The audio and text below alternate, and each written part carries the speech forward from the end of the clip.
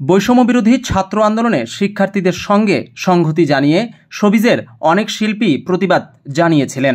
শুধু কি তাই, রাজপথেও নেমেছিলেন অনেক তারকাই।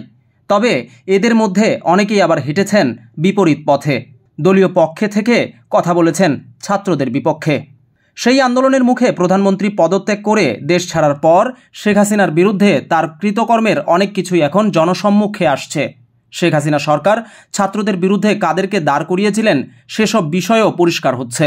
এর মধ্যে সামাজিক যোগাযোগ মাধ্যমে ভাইরাল হয়েছে কিছু স্ক্রিনশট। তাতে দেখা গেছে আন্দোলনে ছাত্রদের উপর গরম পানি ঢেলে দিতে বলেছিলেন শোবিজের বেশ কয়েকজন অভিনেত্রী। সাবেক তথ্য প্রতিমন্ত্রী এ আরাফাত ও সংসদ সদস্য ফেরদৌসের নেতৃত্বে আলো আসবেই নামক একটি হোয়াটসঅ্যাপ গ্রুপের কিছু স্ক্রিনশট মঙ্গলবার সকালে সোশ্যালে ভাইরাল হয়। সেখানে দেখা যায় অভিনেত্রী অরুণা বিশ্বাস সোহানা সাবাকে, যাদের অবস্থান ছিল ছাত্রদের আন্দোলনের বিপক্ষে, তারা মত দেন যেভাবেই হোক আন্দোলন থামাতে হবে। আরেকজন শিল্পী পরামর্শ দেন ছাত্রদের ওপর গরম পানি ঢালার। সেই গ্রুপে আরও ছিলেন অভিনেত্রী শামীমা তুষ্টি, নায়ক রিয়াজ, সাজু খাদেম সহ অনেকেই।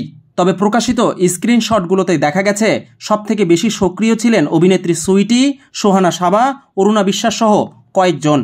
বিষয়টি ইতোমধ্যেই সামাজিক মাধ্যমে ঝড় উঠেছে। এই গ্রুপের নির্মাতা মোস্তফা সরোয়ার ফারুকীকে নিয়েও কথা হয়, ফলে ফারুকী বিষয়টি স্বাভাবিকভাবে নেননি। এটিকে মানবতা বিরোধী আখ্যা দিয়ে তিনি সরকারের দৃষ্টি আকর্ষণ করে সামাজিক মাধ্যমে এর বিচার চেয়েছেন।